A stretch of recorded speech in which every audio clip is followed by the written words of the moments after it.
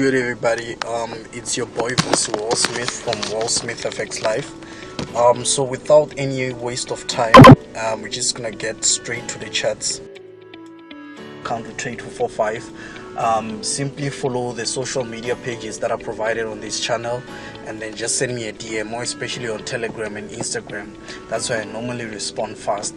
So basically, this is your GER30. I trade indices, so this is your GER30, this is your US30. I trade your NEST 100 as well. So the reason I trade indices is because based on my experience, I don't know about other people, but based on my experience, I've noted that they are way too reactive when it comes to technical analysis. So in most cases, when we analyze them based on the technical analysis, your demand and supply, your blockchains, your resistance and support trend lines as well, they are way too reactive, and they've been profitable based on the strategy that we use, which is price action. So I don't know about other traders, I don't know about other people that are trading, how you know what they think of it and stuff like that. So we don't trade currencies, we don't trade synthetics, but as time goes by, you know, a wise man always changes his mind. So as time goes by, we're probably gonna trade them, but for now, at Wealthsmith FX Live, we only trade your indices. So basically, indices are made up of companies which are like, for instance, when it comes to the Nasdaq is made up of the top 100 companies which are part of the techno industry in the USA. Some of them are financial companies, some non-financial companies, but with your Nasdaq, it's mostly dominated by your top 100 companies in the USA, which are like techno companies. Apple, Microsoft, with Apple being the biggest company in the Nasdaq at this point in time. So firstly, before I start trading, I look at certain things on the market, certain market conditions that give me a reason to trade, and certain time frames that I always pick up when I take my trades. Like for instance, when I begin trading, I check out your 4-hour time frame. That gives me an idea of where the market is going. So when I check it out, I check it out based on trend lines. I firstly draw a trend line to see where the market was actually going, in order to have a better perspective and idea of what's going to happen next. So with what I'm seeing here, I'm seeing a market that was actually trending low. So this market was on a downtrend. So that means there are high chances that the market is definitely going to move down. Even if it doesn't move down, when it's on the path where it's on a downtrend, there are high chances that it's going to hit the trend line. So in this kind of situation, I don't just open trades. I firstly look where the market is at. So in this given scenario, I'm seeing a market that is moving up, in the sense that it might be consolidating, or it might be planning to break this trend line and continue trending higher. So before I take my trades, firstly what I look at is where the market is at, the position of the market, and if I'm seeing other things as well that are confirming with what I'm saying. So firstly, I'm seeing a trend line. That means the market is trending low, right? But where do I take my trades, and how sure am I that this market is actually going to trend low? This is something that I'm going to get to at this point in time. So after seeing the direction of the market, which is actually a downtrend at this position, even my clients and everyone, my mentees, I advise them to sell this market. So the second thing that I'm gonna do is that I'm gonna try to figure out my supply and demand zone. So my supply and demand zones is the area where there's a large concentration of suppliers, where there's a large concentration of demand. So when it comes to supply, I'm quite sure you guys know what supply is. That is something that I'm not going to get to now, as this is the free material. So when it comes to supply zones, I'm going to check where the market is at, where there's a large concentration of suppliers. Because it's a downtrend, I'm expecting to sell the market where there's a large concentration of suppliers. So in this area where there's a large concentration of supply, is this area that I'm seeing, because it touched like more than 3 times at the specific area, which shows that it confirms with the downtrend.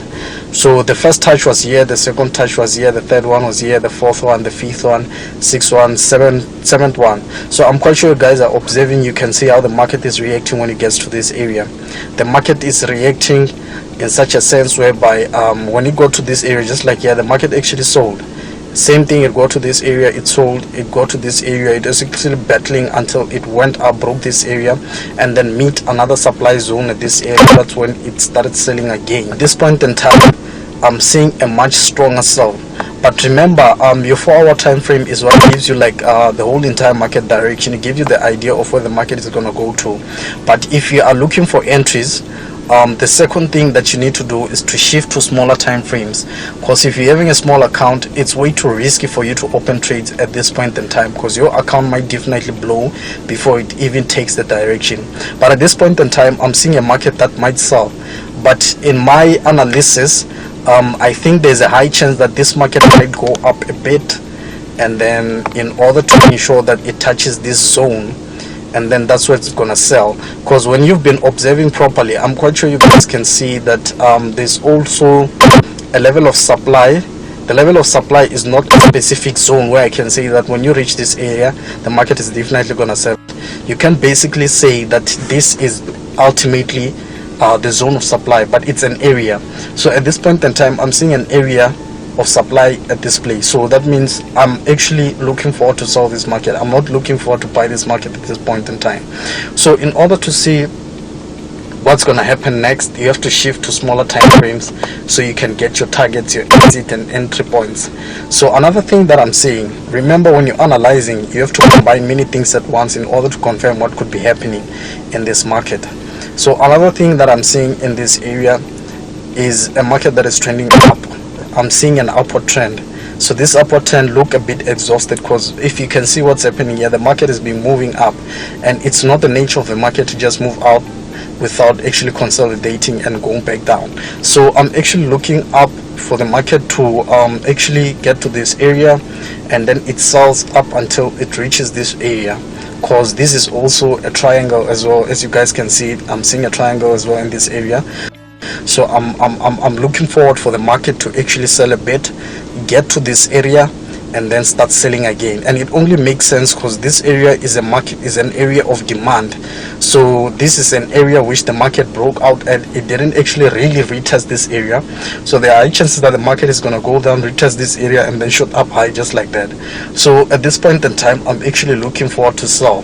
So with that being said, your 4 hours, remember your 4 hours is where you take trades, and then when you shift your hour time frame, that's where you get to see the picture clearly. You get to see what's happening on the hourly time frame. And what I'm seeing on the hourly time frame is a market that is actually going up but losing momentum there at the top where I said there's your supply zone. So I'm actually seeing a market that is losing momentum in this area. There's a lot of sellers that are kicking in and trying to push this market a bit down. So let's shift to your 30 minutes and try to see what's actually happening so we can get a clear picture.